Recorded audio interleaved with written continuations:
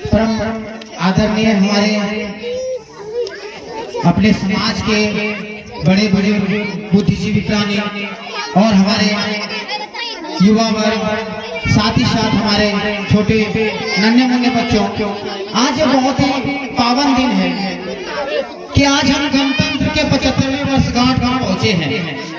लाखों संघर्ष, बलिदान और उन महान आत्माओं ने जिन्हें अपने प्राण को निशावर करके इस देश को आजाद किया और 26 जनवरी 1950 को दुनिया का सबसे बड़ा लिखित संविधान बना। इस संविधान की गाथाएं अगर हम देखते हैं तो उस समय के समकालीन जो सबसे विद्वान व्यक्ति थे डॉक्टर भीमराव अम्बेडकर, उन्हें यह जिम्मा सौंपा गया कि आप इस देश के कर्मधार हैं, आप इस देश के दिशा निर्देशक हैं, आपको ही ये देश को चलाने के लिए एक कानून प्रक्रिया बनानी पड़ेगी कि कैसे हमारे समाज को आगे चलना है। तो उन्होंने बड़े हर्षोल्लास के साथ ये संविधान को बनाया। पर संविधान बनने के 75 वर्ष हो चुके हैं। हमें एक बार फिर से मूल्यांकन करने की आवश्यकता है। क्या उनके जो विचार थे, उनके जो भाव थे, किस भाव से उन्होंने संविधान को हमें अर्पित किया था, क्या हम उस चीज को पूरा कर पा रहे हैं? ये सोचने का समय है।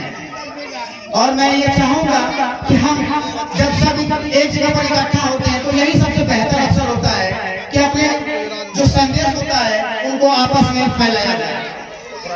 भीमराव अम्बेडकर जी, शायद बहुत ही कम आदमी इस बात को जानते हैं, अपनी जीवन की आखिरी अवस्था में बौद्ध धर्म को अपनाया।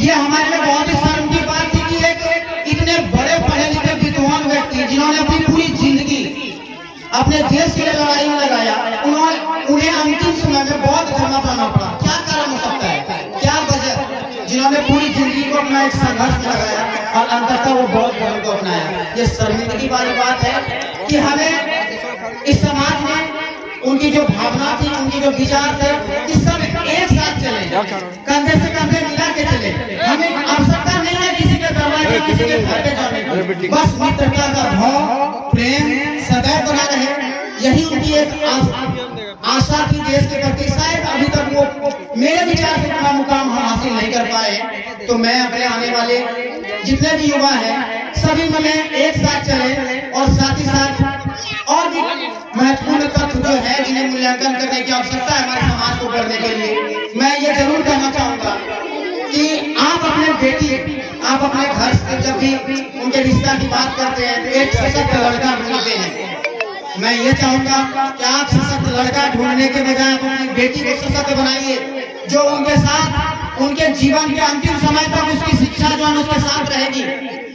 तो हमारे गांव में महिलाओं की शिक्षा, तकनीकी शिक्षा और रोजगार के अवसर और भी सृजन करने का अवसर आ चुका है, जो कि महिलाएं भी कहीं कम नहीं है। हम मौका नहीं देते, हम उसे पर्दा में रख रहे हैं, तो हम दबाने की कोशिश नहीं करना चाहिए। हमें चाहिए कि हम उसे पूरा अवसर दें कि आप भी अपनी प्रतिभा और आप भी अपनी बुद्धिमत्ता का इस संसार में आए हैं तो पूरा सम्मान करें। और हमारे जैसा कि शिक्षाविद शिवनारायण सर ने कहा कि ये समाज काफी वर्षों से परिताड़नाओं के बीच भी रहा है, ये बात नकारा नहीं जा सकता है। क्या वो समय अब रहा कि हम किसी से ईर्ष्या करें, किसी से बदला लें? ये समय अगर हम बदला लेने की कोशिश करेंगे तो ये बीज जो है ना, ईर्ष्या का बीज कभी खत्म नहीं होने वाला है। हम इसे मिटा तभी सकते हैं जब हमारे दिल में प्रेम हो और हम दूसरे के दिल में प्रेम को जगा सके और अपने समाज में एक साथ चल सके। इन्हीं चंद शब्दों के साथ मैं आज इस पावन अवसर पर अपनी वाणी को विराम देना चाहता हूँ। जय हिंद, जय भारत। साथ ही साथ मैं एक बात की घोषणा करना चाहूंगा कि हमारे बीच एक भूतपूर्व सैनिक और भी हैं, शायद आप लोगों को ज्ञात ना हो। मेरे मामा श्री विकास प्रताप जी, जो कि कठिन 1999 की लड़ाई जो कारगिल हुई थी, उन्होंने अपना सहर्ष, अपना उन्होंने बलिदान और त्याग लेकर अपने देश की रक्षा के लिए कैसे अग्रसर हुए और कैसे उन्होंने प्रेरणा स्रोत लेकर अपने जीवन को आगे बढ़ाया। मैं चाहूंगा कि चंद सब उन्हें भी बोलने का मौका दिया जाए। एक सम्मान के तौर पर जोरदार तालियों से स्वागत करें।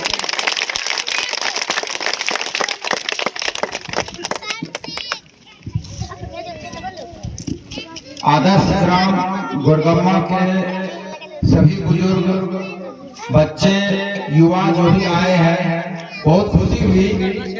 किसी भी संस्था हो या कोई भी फेस्टिवल हो, उसके आगे बढ़ाने के लिए किसी न किसी को आगे आना पड़ेगा, तभी बच्चों को यह जानकारी भी होगी कि क्या है नहीं है। जब हम लोग छोटे थे तो हम लोग भी यही गांव में प्रभात फेरी करते थे, छोटा झंडा उस समय, आजकल तो रेडीमेड बन गया है। हम लोग अपने से बनाते थे और फिर घूमते थे कंधे पे लेके। तभी पता चलता है बच्चों को कि आज 26 जनवरी है या 15 अगस्त है। 26 जनवरी गणतंत्र दिवस और 15 अगस्त को स्वतंत्रता दिवस के रूप में मनाते हैं। अन्यथा कहाँ पता चलता है बच्चों को। जैसा कि मेरा भांजा बताया, हम 96 में एनरोल्ड हुए थे। एनरोल्ड होने के बाद कारगिल की लड़ाई लड़ी, हम लोगों ने उसमें भाग लिया। बड़े ही सौभाग्य का मतलब गर्व महसूस करते हैं कि ये हमको अवसर मिला। उसके बाद फिर संसद भवन बना हुआ, उसमें भी हम लोगों ने भाग लिया। ये भी बड़े गर्व की बात है। सेना में एनरोल्ड होते ही आदमी को मौका नहीं मिलता है कोई लड़ाई लड़े या नहीं लड़े, ऐसे ही मतलब इंसान आ जाता है। तो ये बड़े गर्व की बात है और इनसे आप लोग शिक्षा लीजिए। चाहे आपको जब जुनून दिल में होगा तभी आप कोई काम कर सकते हैं। जब तक आप नहीं चाहेंगे मुझे सेना में जाना है, टीचर में जाना है या इंजीनियर बनना है, डॉक्टर बनना है, आपको वो लगन आपके दिल में होनी चाहिए, तभी आप कुछ कर सकते हैं। अन्यथा आप ऐसे ही तो लगन ऐसे ही जगेगी जब एक दूसरे को देखेंगे, समझेंगे कि हाँ अभी मेरा भांजा बीएसएफ में है या मैं आर्मी से रिटायर्ड हूँ। हालांकि इन क्षेत्र के आर्मी मैं देखता हूँ बहुत कम सेना में या और किसी चीज में मतलब इनरोल्ड होते हैं, भर्ती होते हैं। क्योंकि एक तो अच्छा इधर बिहारो जो भी है, पहले कटिहार से हम लोग भर्ती हुए थे। नजदीक होने के कारण भी उधर के लोग थोड़ा मतलब ज्यादा होते हैं। फिर भी हम लोग सोचते हैं कि बक्सर आरा साइड से भागलपुर अपने उत्तरी बिहार में बहुत कम सेना में भर्ती है। तो जब तक कोशिश नहीं करेंगे तब तक चाहे किसी भी क्षेत्र में पढ़ाई हो, खेल कूद हो, किसी में भी आपकी वो रुचि होनी चाहिए जो कि किसी भी फील्ड में आप, चाहे गायकी की दुनिया हो, आजकल तो तरह तरह के मतलब परफॉर्मेंस आप टीवी पे हर मतलब देखते ही होंगे। जब तक आप में जुनून नहीं होगा आप कुछ करने के लिए ये नहीं हो सकते। हर चीज के लिए जुनून आपके दिल से होना चाहिए। चलिए इतना कहने के ही सब मैं अपनी वाणी को विराम देता हूँ। जय हिंद, जय भारत।